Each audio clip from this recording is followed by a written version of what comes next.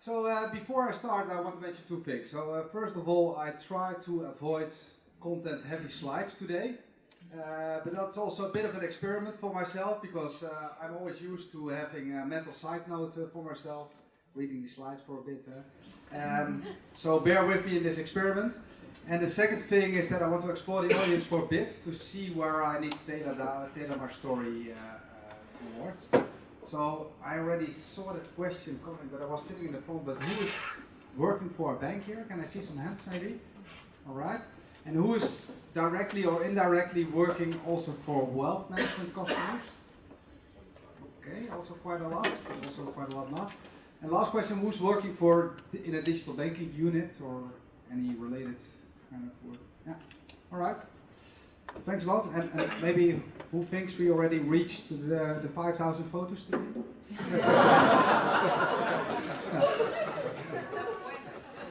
So, well, good to at least have a bit of a look on what audience we have. And my name is Jaap Bongers. I'm heading a division in ABN AMRO, which is responsible for both our business and corporate banking channels, as also for our wealth management channels, so web and app environment for wealth management customers. And we are responsible for that in Belgium, France, and Germany, and also quite a part of the Netherlands. And we do that with around 250 or a little bit more than 250 very skilled colleagues. I have some sitting here in the room as well. And where's my talk today about? So I'm not sure whether you are aware of all the trends within wealth management, or at least the most important trends in wealth management. And I'm also not sure who thinks his or her bank has a decent digital strategy to completely respond to these trends. So I think, after today's talk, you will better encompass or understand what these trends within wealth management encompass, but also I will show how we as ABN AMRO chose, but also are still choosing to digitally respond to these challenges. So that's today's talk about. And before I go into these trends, I want to start with our customers. So what do they experience? And I'm not sure whether you're recognizing that the challenge, but it's always a bit of a hassle to not only acquire sufficient feedback of clients, but also acquire qualitative feedback of clients, especially in the realm of wealth management customers. And of course, we have our common methods like digital inquiries or online inquiries. Well, maybe some talks with advisors or listen to calls. But I know that it always has some flaws and limitations to acquire that kind of a feedback. So today I will not present a golden bullet for you. So this is how you should, maybe develop your digital channels for your clients. But I want to kick off a discussion about it. So I hope also that not only after this talk, maybe also during the panel discussion, but also after today, that if you have any suggestions or questions or maybe learnings from your company, well, please feel free to reach out. I have added my contact details a little bit later up in these slides. But what do these customers experience? So what do we distill out of that information so far? And I want to bring that forward with a little client case. So picture this scenario. Meet Mr. Dumont. It's, by the way, a fictional case, so totally privacy safe. But Mr. Dumont is one of our clients in France. He's a lifelong entrepreneur in the French film industry, and he recently acquired a stake in a gaming company. And he's now already a client of us for over 20 years, and he has a portfolio of around 2 million. So 2 million assets under management. So we don't have to feel sorry for this person. And every year, Mr. Dumont is graciously invited at our office to discuss his portfolio. And every 3 months, of course, one of our bankers calls him to give him some update on his portfolio and the most recent developments in it. And Mr. Dumont feels always very delighted to come at our office, to be invited in that elegant building. I think it's somewhere at the Haussmann Boulevard in Paris, if I'm correct. There he discusses his portfolio with some nice coffee, of course. And every first Sunday of the month, his son, Jean-Luc, stops by at his house, and besides drinking a cup of coffee, they also review the portfolio online via our desktop environment.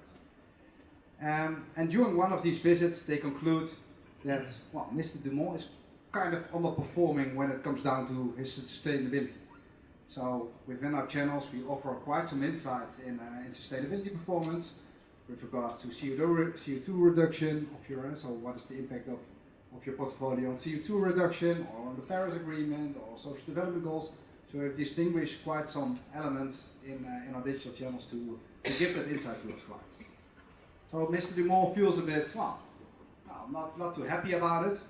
So he's next day, he's calling his banker and he says, well, he explains the story and he says, I do want to do something about it. And his banker responds with the simple words that he needs to check into that because he doesn't have the data available and he needs to come back at the end of the week because he has to discuss it with some colleagues.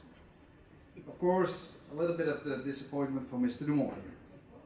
Second thing is that Mr. Dumont more and more realizes that he doesn't have forever. He's 75 already. Well, he's contemplating transferring his wealth to his children, Jean-Luc, which we already met, but also Nadine, which is his daughter. And here is the twist. So, the children of Mr. Dumont have a vastly different perception of their father's bank. They think it's a bit old-fashioned, and they don't like to be called by that aging advisor every time again and again. So they definitely have a different perception. And Mr. Dumont feels a bit torn about this situation. So he, on the one hand, he knows that ABN AMRO is quite an expertise company to guide him in this process of transferring his wealth. But on the other side, he definitely understands the needs and expectations of his children, which just have different expectations. So what do we distill from that story? I think three things. So one is that our current clients still prefer, or a lot of our current clients still prefer face-to-face banking above online contact, especially in the field of wealth management. And if they already have online contact, they still need to be supported somehow on that part. Second thing is that we don't offer an integral service yet on some parts. See the sustainability case, where there was a clear gap between face-to-face banking and online banking. And the third one is, of course, the different expectations of the next generation with regards to their banks. So how do we deal with that? That's where today's story is about. But before we do so, let me very shortly introduce ABN AMRO Wealth Management. I'm not sure whether you know all about it, but I will be very brief on that. So, as ABN AMRO, we are one of the biggest wealth providers within Northwest Europe. We have around 60k clients. I think we are now in 4 countries with very strong brands over there, and with around 2,700 colleagues, we let the 208 billion assets of our customers grow. At least that's what we intend to do, of course. We let them grow. And what struck me most when I was preparing this story also for today is that currently we already have invested 47 billion of that amount in ESG or impact assets. So I think we can be very proud of that. And what we see also, so given these numbers, is that currently we are the number one wealth provider in the Netherlands. We have obtained the top 5 position in France and Germany, and I think we are top 10 players in Belgium. So that's interesting to share. And these clients are all serviced with, of course, a web and an app environment.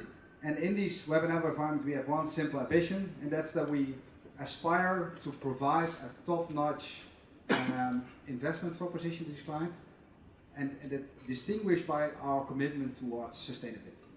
That's what we offer. And all the remainder of all the things, if it comes down to payments, accounts, user managers, etc., we want to offer the basic there. So we try to be an all-rounder in that part. But we want to distinguish ourselves in the field of investment banking and, of course, sustainability.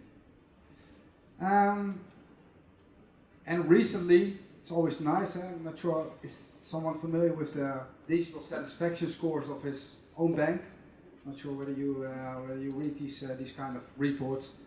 A few weeks back, I received once again our yearly NPS report, in which also a section for the NPS for the digital NPS is there.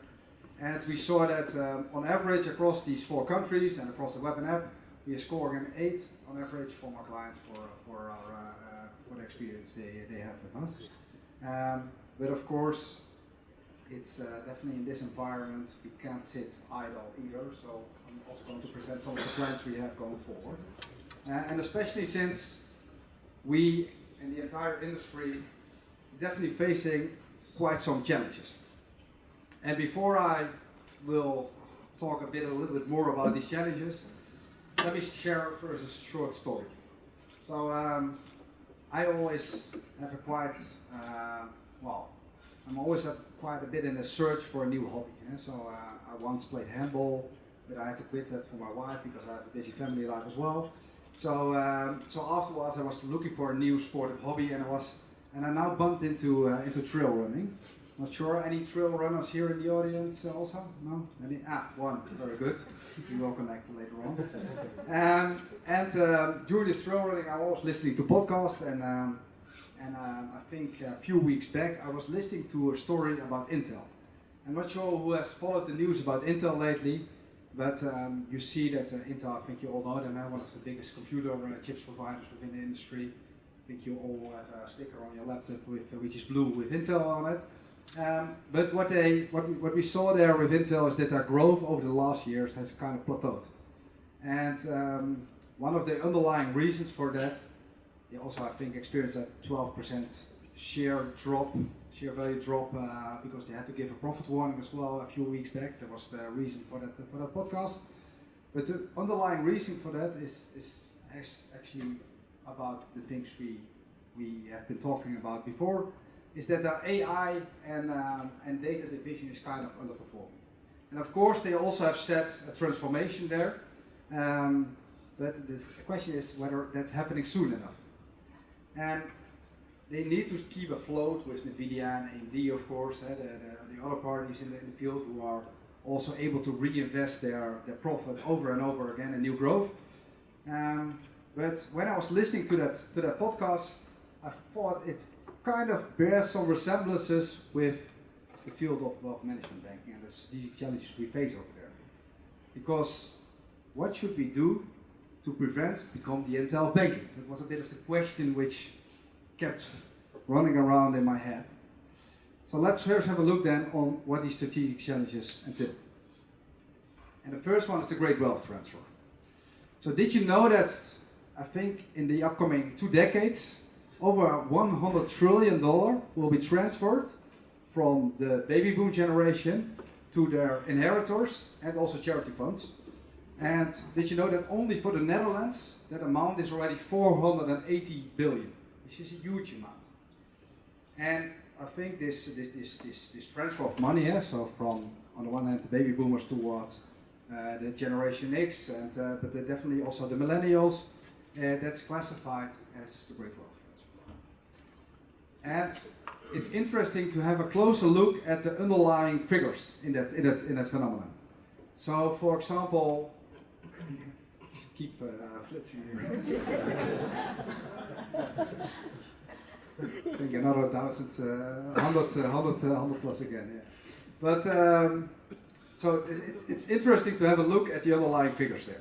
So, for example, if you take a look at the transferring side of this phenomenon, you see that these baby boomers, the main question is actually there, how large is this population? And as we've seen in the numbers, it's already quite large. And that's also the conclusion here. So you see that within the traditional banks within Northwestern Europe, almost 20 to 30% of the current client population exists out of clients which are 75 plus. That's quite an amount. And also the age bracket below that, or the age cohort I have to say below that, 55 to 75, it's on general, it's like 40 to 50% of the client population is in that bracket. So a huge amount of customers is in that aging and over an aging bracket. So that's more about the transferring side. If you go to the receiving side, we see actually 2 kind of categories out there. So the first category is all the clients who receive, I think 250,000 up until 1 million. And these are typically the children of our current clients, which possess between the 500K and the 2 million. And the risk, so the main question is why would we run the risk of losing these clients? Is because they don't reach the threshold, the original threshold we put to wealth management of 500K. So we need to be more flexible on that part if we want to maintain these kind of clients. And these are typically, so also the children, Jean-Luc and Nadine, are a little bit in this section. Then we have a different group as well, which is maybe even more interesting. So these are the children of our current clients, which possess around 2 until 25 million, and they received over 1 million as one children. And why do we run the risk of losing these clients? And this is really a number which is keeping me awake actually, is that 65% of all inheritors do not intend to choose their, parents' financial advisor after they have received the inheritance. So 65%. So that means that only 35% of the assets stays within the company. So it's quite a threat, you could say. But if you move a little bit more from the threat side to the opportunity side, then you get a closer look at the dynamics, preferences, but also the needs of these clients. And the needs of these clients actually can be, kind of characterized towards three things. Of course, they are very much digital savvy. That's not too surprising. But the surprising thing I think about that is that they are requiring from their banks that they have face-to-face contact with us whenever they need it at their disposal. And that's really a different requirement than the earlier generation. The second thing is that their need for sustainability investment is way higher. So also research here showed again that 64% of this new generation is interested in sustainability investment, while for the baby boomers that was only 34%. So it's a really interesting topic to consider. And the third one, that's not too special, but it's that they don't have to like to receive a generic service, of course. They want to have a personalized service, and they don't want to receive any information which not completely fits by their investment profile. So this is more about the generic wealth trend, about the great wealth transfer. Then we have two other trends. One is the new customer groups, and it's not really new, but it's more like growing customer groups, I think. The growth of certain customer groups. And 2 or 3 is the democratization of assets. So let's have a look at the first one. So the first one, we see also 2 categories here. So of course we see a lot of affluents which are becoming richer and richer, and this group is kind of growing. But the second group is, I think, the most interesting group to look at as well. And these are the high net worth or the ultra high net worth clients, and the high net worth are the clients which are possessing 1 million, and the ultra high net worth are even possessing more than 25 million. And also here we see that these groups are growing with over 30% in the upcoming 5 years, and the expectation is that around 400 that they will create a revenue stream of over 45 billion. I don't have slides, sorry, but 45 billion in the next years, and it's a great growing group. We definitely need to take account of. So then, let's have a look at the democratization of assets. Actually, this is nothing more than that we lowering the threshold of certain private market products and that they become accessible to the mass. And what you see here is that the great drivers behind this trend are not only increasing customer needs or increasing possibilities of technology, but also new fund structures which arise at the back of regulations. And I think an interesting example we currently have within ABN AMRO is that our ESG mandate, in which we lowered the threshold from 2.5 million towards 50K, still not accessible for me, but some people can, more people can buy it. So what can we conclude out of this? So we are at the verge of one of the biggest wealth transfers in history. We are also witnessing new customer groups entering the market, but especially customer groups with a lot of growth potential. And lastly, a lot of products won't be accessible only for the few anymore, but will become accessible for the mass. So let's see how we deal with that, because it definitely, well, kind of sets some requirements for you as a company, and also sets some digital requirements. And I kind of distinguished three things for ourselves. So one is the requirement for a digital channel that it should be ultra user friendly and super convenient. I will show in a minute how that looks like, what it looks like. Then the second thing is that we need to offer kind of a hybrid servicing towards our clients there, and not have two separate worlds. We also saw that in an example. And third thing is that we need a very flexible proposition in which we can also offer our products to lower end wealth management clients. So let's have a look. Because how does ABN AMRO now digitally respond to all of these trends? And the first thing is that, I already mentioned it, is that we invest a lot in creating that ultra convenient investment banking platform, either on the app or on the web environment. And I'm not sure, what do you think were typical wealth management clients? Why do they visit our online channels? What do you think? What are the main reasons or the main triggers to do so? Checking the portfolio, very good. Checking how rich that they have become again. Yeah. Any others? Yeah, get an overview, very good. Or doing indeed, or buying or selling new assets. What we see is actually three things, so we kind of categorize that. One is that they love to have insights indeed, so in their portfolio, and we will show that in a bit how that looks like. But also they want to, of course, keep track of their goals, and these goals can be sometimes financial, but can also be like more related to their risk profile or more related to sustainability. Yeah? So you want to have a certain sustainability profile in your portfolio. And the third one is also, of course, to steer up on your portfolio and to do stuff like you mentioned. So what does that look like with ABN AMRO? Because I think I've bored you long enough with empty slides. So let's have a look on how that looked like within this short movie.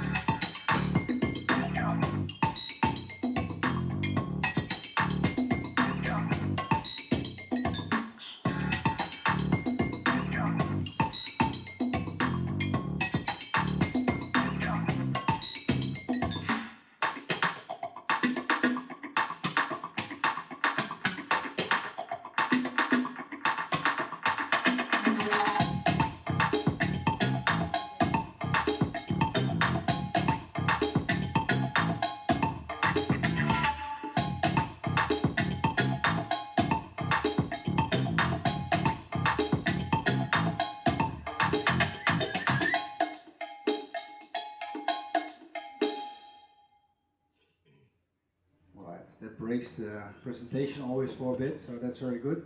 So what have we seen here? To summarize it also for you for a bit, because might went a bit quickly or not? Could you follow it? Yeah? Right. So of course, at first we want to give the insights, provides the opportunity to track your goals.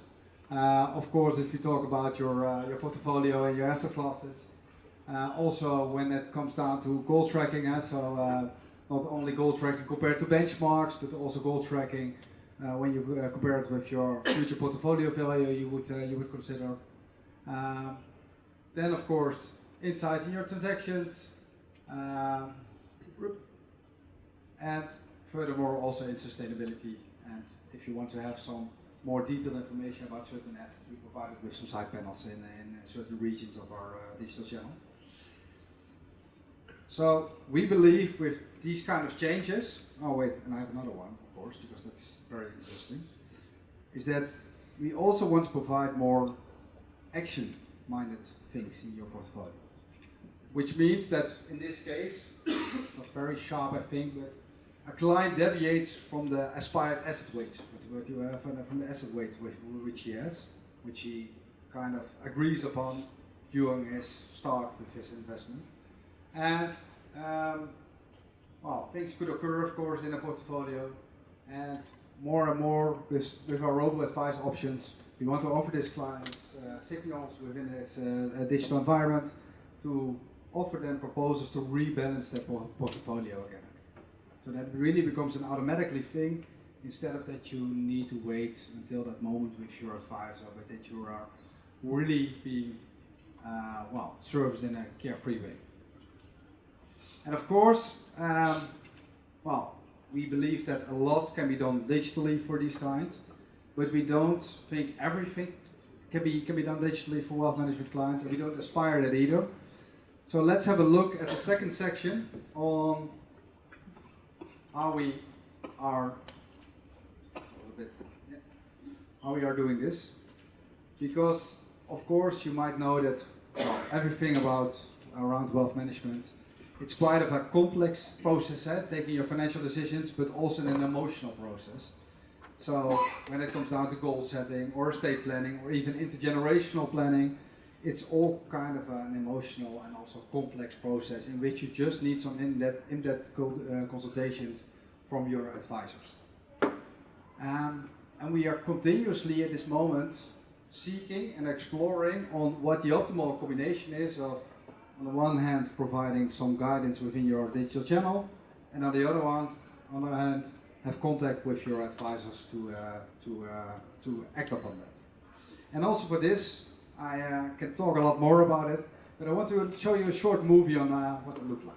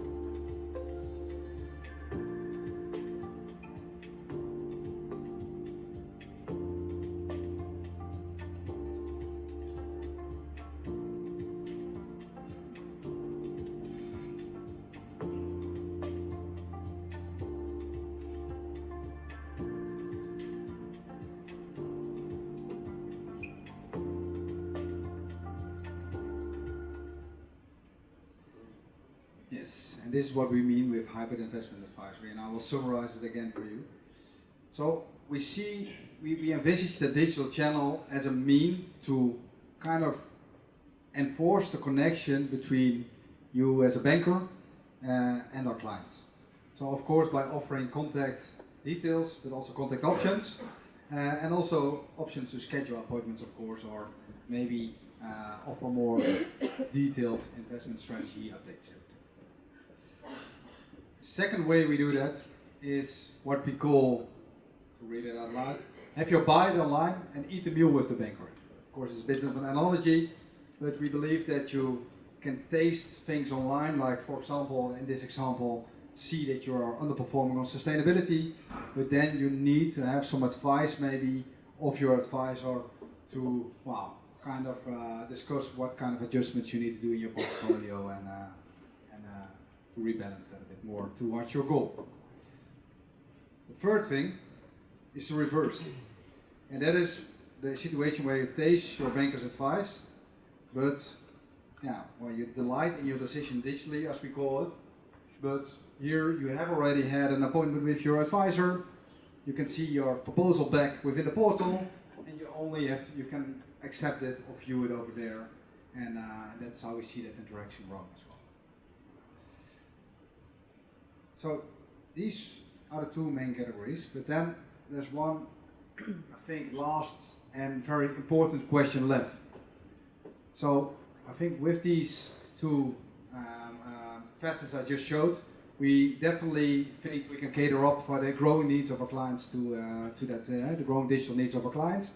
But we also see that, well, there's one question left, and that's more around how does that IT landscape then look like? So, and especially if we want to offer these wealth management products more and more to a greater audience, now then it's the question, of course, well, how should your IT landscape be configured to really cater for that need?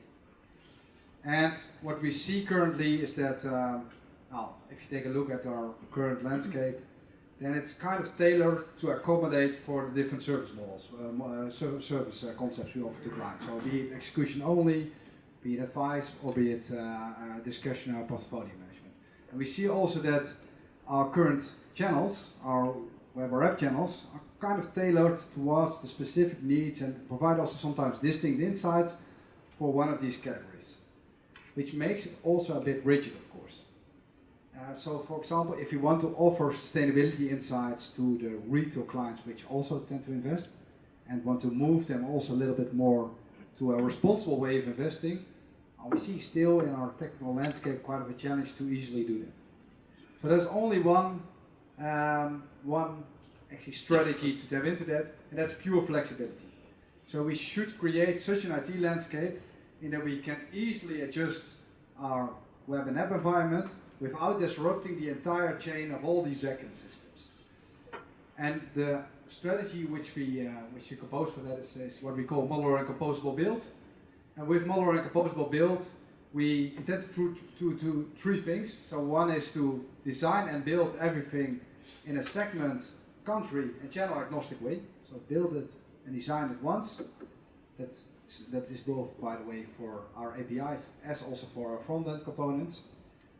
Two is that we move more and more logic from the front-end to the back-end to stay into the APIs, to stay as flexible as possible. And three is that we are currently implementing a very flexible way of bundling your products, but also invoicing certain products towards clients, so that you can easily switch on and switch off certain products within the portfolio you offer to clients. So this is the IT strategy we have chosen so far, and with this strategy and also with the more functional value cases which I just showed, we believe that we won't become the Intel of banking, of course, but if you have any suggestions, learnings from your company, or questions, I've added my contact details here. Wait, I forgot that slide, but it doesn't matter. I added my contact details here, so please reach out, because would be very interested to have a discussion about these topics with you guys, and also to exchange some learnings on that side. And my colleague Malou is also joining the panel later on, so maybe then some topics will be discussed there as well. So thanks a lot, and I think it's up to Jurgen now.